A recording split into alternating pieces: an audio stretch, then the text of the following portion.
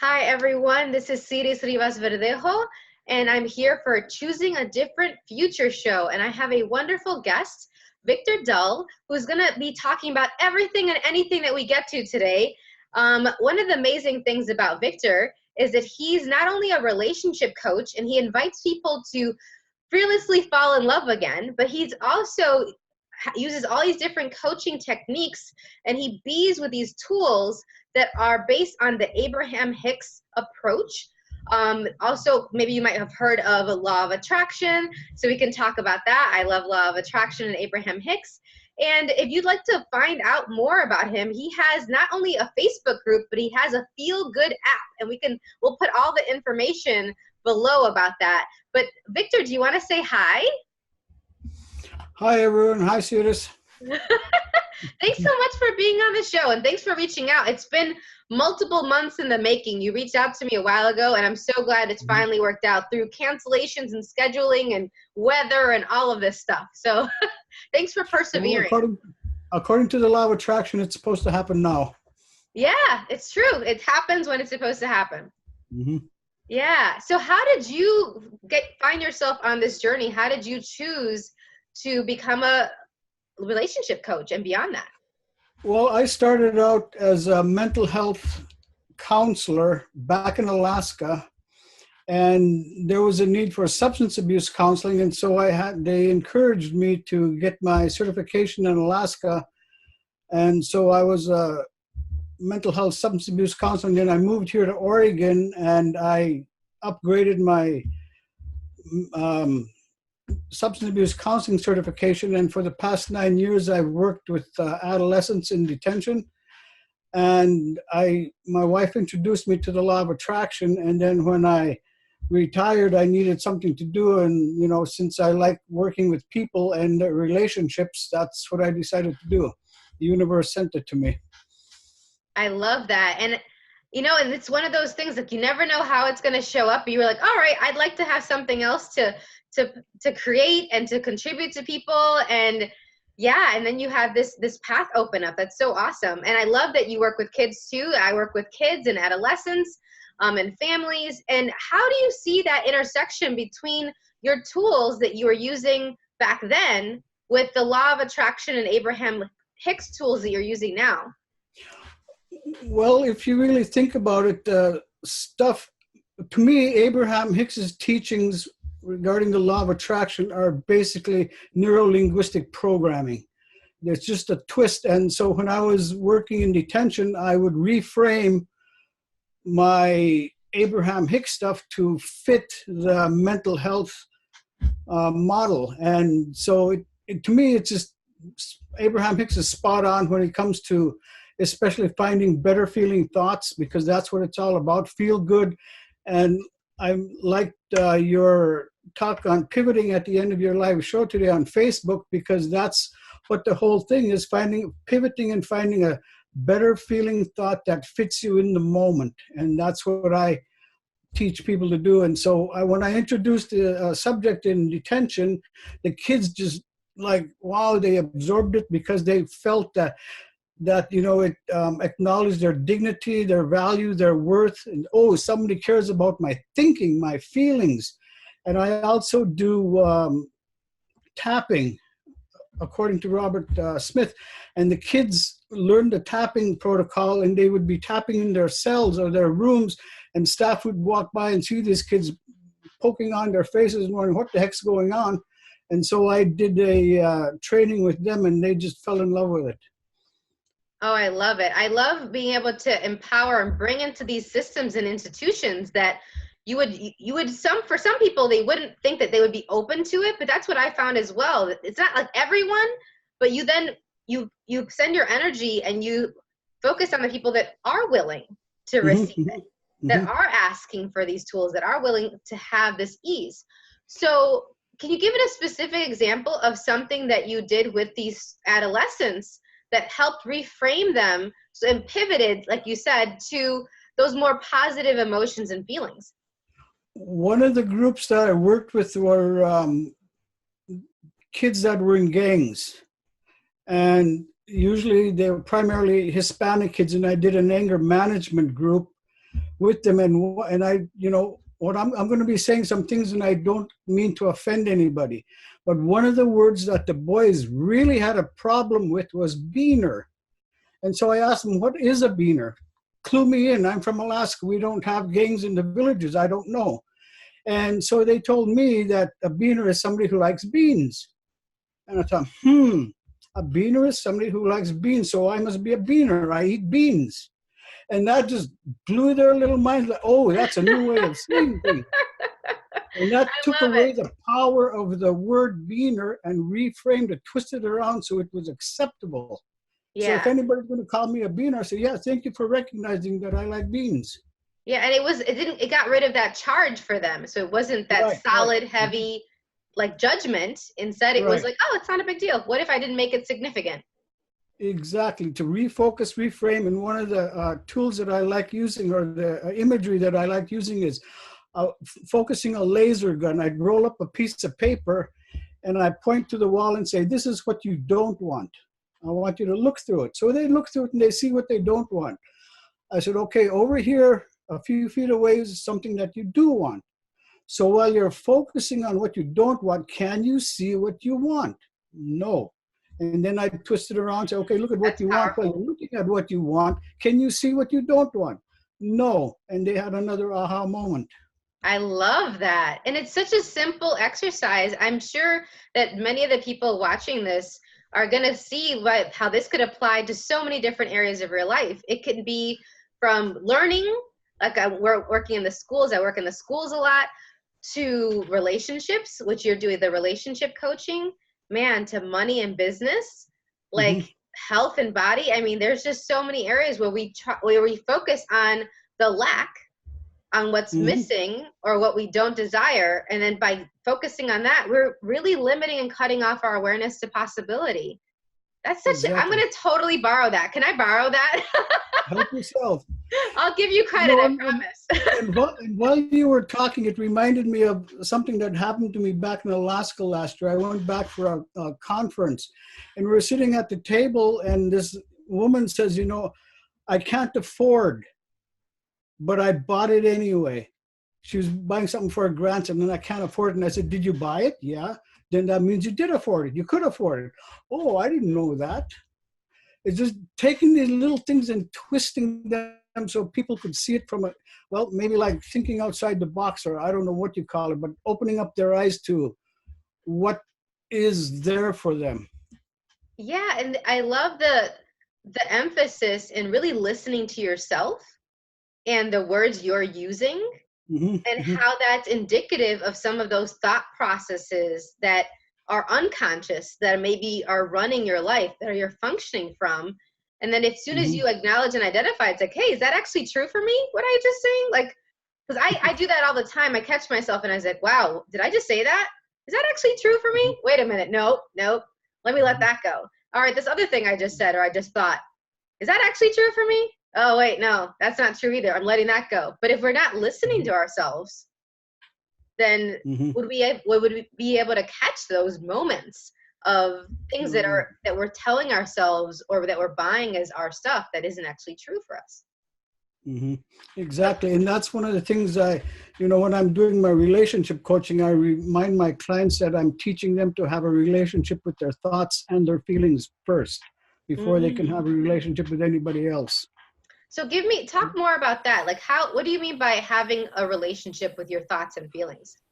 Well, some people, they have these automatic negative thoughts and they're really not aware of them. It's become habitual for them, over the years, from the time they're a toddler, name calling or whatever, and it becomes, ingrained, habitual.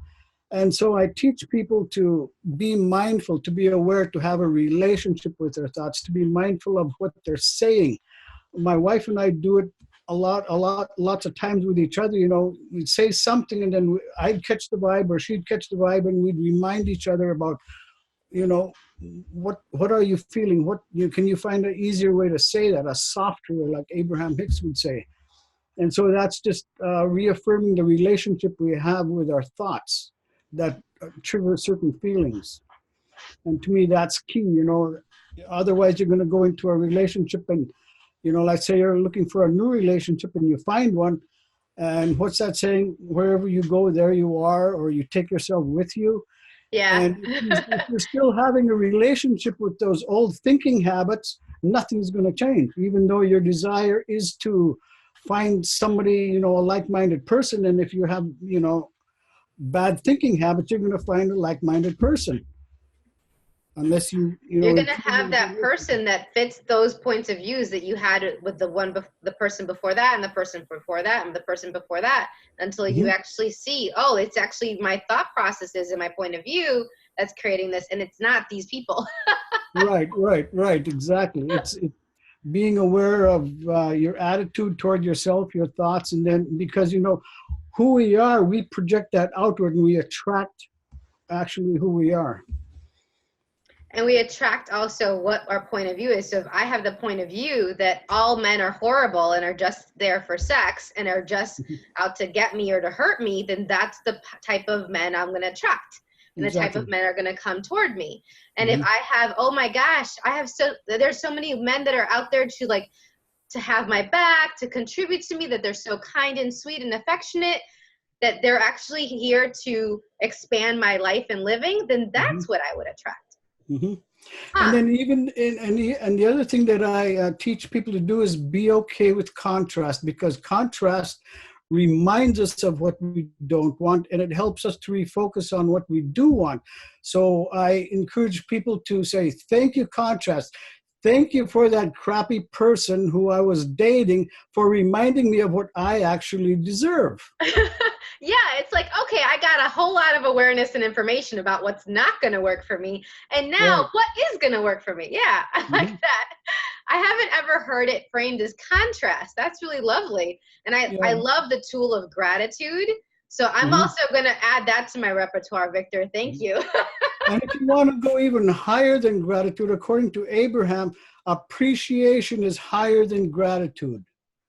Because okay, so how do you distinguish, for you, what's the difference between those two? Grateful means I'm grateful for something outside of me. Appreciation is I feel appreciation for.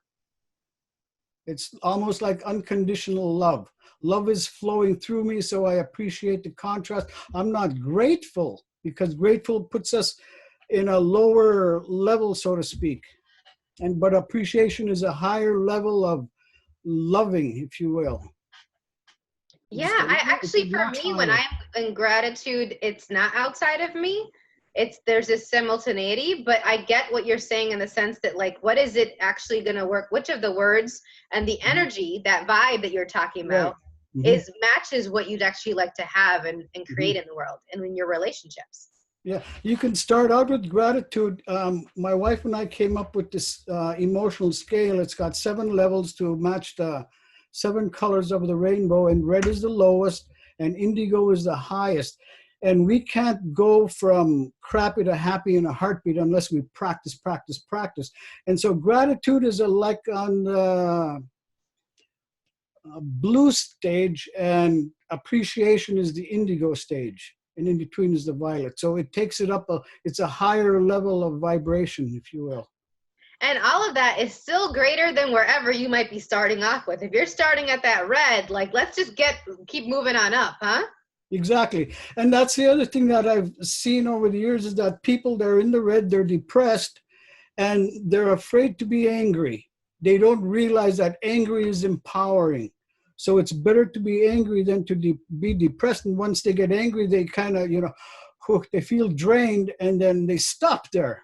They don't realize that they can keep on moving up higher and higher by finding better feeling thoughts, so that they're in a level of appreciation and just unconditional love. Love is flowing through them.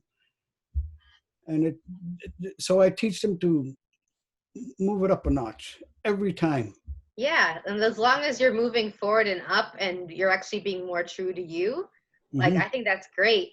One of the things I got from Access Consciousness tools with anger is this other additional piece that I think complements what you're saying really well.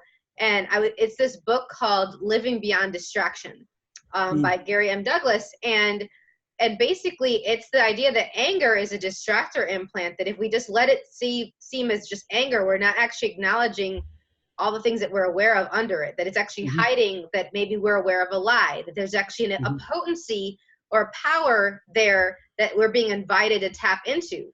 But if we don't acknowledge that, then it is draining, like you mentioned. But if we actually acknowledge and we ask, what am I aware of here? We can outcreate all of that and keep on moving forward. And back in the day when I was in Alaska, I was a facilitator for an anger management group. And the facilitator followed, oh Lord, what was his name?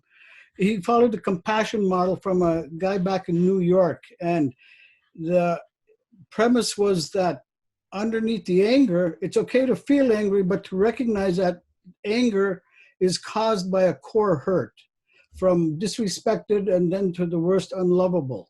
And so going back and admitting, oh, I feel this, I feel angry. What's the root of my anger? Oh, I feel unlovable because my spouse treats me like crap. And then the key is to turn it around. And I developed what I call a past process to reframe it. So what's the opposite of unlovable? Lovable. But I can't reach the feeling of lovable really fast. So I have to find what I call long-winded tales to approach that lovable space. Here's an example of a tale, T-A-L-E, because you're kind of telling a story. I'm starting to begin to believe that I can start becoming lovable. And so that's instead of I'm lovable. A tale? A tale. You're telling yourself a tale. Yeah. I'm starting to begin to feel that I can begin to start being lovable. And so is that an actual tool to get from unlovable to lovable, or is just like an acknowledgement? No, that's a tool that I use. I've taken, like from Abraham Hicks and adapted it to fit this compassion model so that you can start to feel lovable. You tell your little story one word at a time. This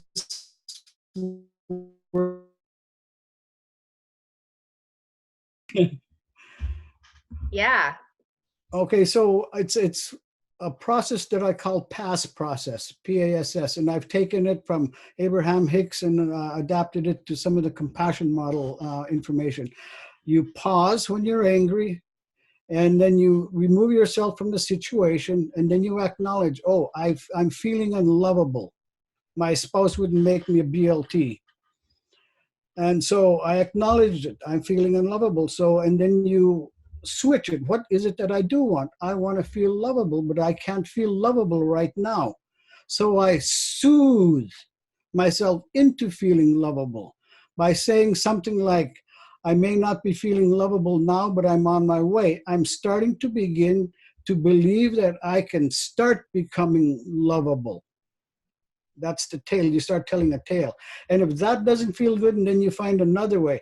I may not feel lovable right now, but I remember times when I was lovable because my spouse married me. There's an example of it.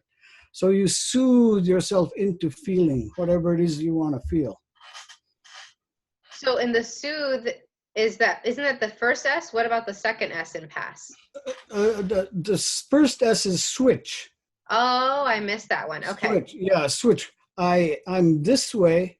What do I want? I switch it from what I don't want to what I want. I feel unlovable, so I switch it to I want to feel lovable. And then you soothe it by telling the tale until you eventually do feel lovable again. You find proof of it. Awesome. Awesome. So how long have you been a relationship coach? Technically 2 years, but my whole life. Yeah, I hear that. I hear that. So, and how many of us are like, we're actually having the credentials, or we're choosing the jobs that we've already been performing for years and years and years. Like, I get that. So, what are some of the surprising things that have shown up over the last couple of years of you being a relationship coach? Or what are some of the things you've seen with your clients? One of the things that surprised me is that when it seems to me like the word dignity in America isn't used the right way. So when I'm talking to my clients and I mention the word dignity, the majority of them will start crying. It's like, is like dignity. Oh, my dignity. They can't express it, but they know they have it. And then when somebody else expresses it for them or acknowledges their dignity, and it's like, to me, that was just amazing. Wow. I hadn't looked at that. That does have some really interesting energy to it. So what do you think is going on there when they're acknowledged for their dignity, or that they have dignity, and it brings up all this emotional charge for them? To me, it's just somebody acknowledging it, because they, like I said, I don't know if it's only in America, but you mentioned some dignity to somebody, it's going to either go over their head, or they're going to talk about, dying with dignity, living with dignity, not realizing that dignity is a part of them. It's their makeup, actually, their value, their worth. And when you mention it, oh, this is what dignity is. It's me. I'm dignity. Yeah, like it's part of their essence. There you go. That's a good word, essence.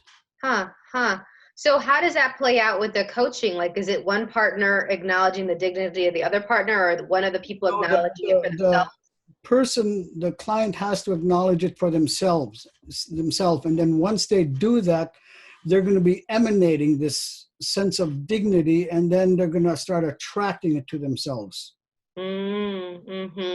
So if I'm hearing you correctly, is it that then the people that start showing up in their lives, be it with romantic relationships or otherwise, start actually acknowledging and treating them differently because they're willing to acknowledge that they have dignity, that they have that value? Right, and they become it. It's like Abraham also talks about the highest level on the emotional scale is being love, being dignity. And once you're being that, you're not going to be able to attract what you don't want. The people that don't feel dignified or love themselves, they're going to just sort of flow away from you, and what you're looking for is going to flow to you. Okay, so to kind of extend from there, what would that look like if, let's say, you've been attracting people that are very abusive to you, and then you start actually acknowledging that you have dignity? Does that mean you're not going to keep attracting people that are abusive to you? The people that you attract is going to change, because your acknowledgement of yourself, who you are, who you really are, is going to change, and you're not going to be seeing those abusive people anymore. Do we have time for me to tell a story along those lines? Oh yeah, absolutely. Go for it. Okay, when I first moved down here, back in Alaska, the commute was maybe 5 minutes. And village traffic is, a car here and there, hardly anything. And when I moved down here 13, 14 years ago, I was just blown away by, I had to commute 20 minutes to work, and I was really overly aware of the nincompoops on the road, especially the ones behind me. And I'd come home and complain to my wife, and she'd, what are you focusing on? What are you focusing on? So I tapped on the anxiety, and she helped me find better feeling thoughts and focus on what I want. I want fellow drivers who are conscientious, who are careful, who are safe. And lo and behold, the nincompoops disappeared. How does it get any better than that? Love it. Okay. So that's how it works. If I stop focusing on attracting abusive people, because even saying abusive people, that's what we're going to attract. So I'm going to focus on attracting loving people, because I'm a loving person, and these people will come out of the woodwork. Cool. So I'm also wondering if you could use that, and actually I'm going to ask you, so how would that look like for your relationship with money? Same thing with money. You focus on lack, you ain't going to get it. So have you actually had clients where that's been a factor within their relationship? Their point about money? Minor one. Because and again, it's going to, so I focus on being a loving person, emanating love, attracting love, and that's going to flow over into other aspects of your life. You'll stop focusing on lack. You'll be open and receptive to all the goodness, and you're going to get it, regardless of what it is. Money, friends, travel, it's just like magic. We create our own reality by our thoughts. And so, when I lived in the village, I didn't care what my salary was. And I was able to afford, this, that, and the other thing. And the cost of living was high in Alaska. And I was still able to afford because I didn't care how much I was making. And then when I came, here to Oregon, I got to, account for every penny. And that vibe didn't feel good. So I put it away. I quit focusing on money. I focused on something else. And then the money started coming in. So for someone who is in that place where they're still kind of inundated with all of these thoughts patterns that are not beneficial to them, that are really limiting and having their focus be on that lack that we talked about, what are one or two tools that you could recommend for them to do that would help them pivot to something else, that would help them actually acknowledge what's true for them? First of all, to start with, to reach for a slightly better feeling thought. Whatever it is. I feel like crap because I'm poor. Well, I'd reframe the word crap because crap can be used as fertilizer. And what does fertilizer do? It makes things grow. So, maybe my money can grow. So, but I still feel not so good about my finances. But okay, let's look at your bank account, and you got some money in there. It might not be what you want, but there's still money in there. Yes or no? Yeah, I admit that. So finding little pieces of evidence to prove that money is not a problem, really. Awesome, And if it's still too negative, then find something else in your life that's abundant or becoming more abundant. Like maybe it's the area of money is hard for you to find somewhere that you can like, okay, this is really what's true for me. This lights me up. This is abundant.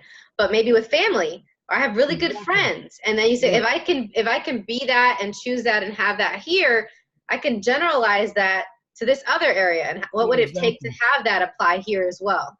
Mm-hmm. Awesome. And one of the things that Abraham does is say, take the need out of the equation. Say, I need a new spouse because my old one is crappy. So just take the spouse out altogether and find something to feel good about, whatever it is. I love it. I love it. That's so great. Well, Victor, it's been a pleasure having you on the show. I really appreciate it.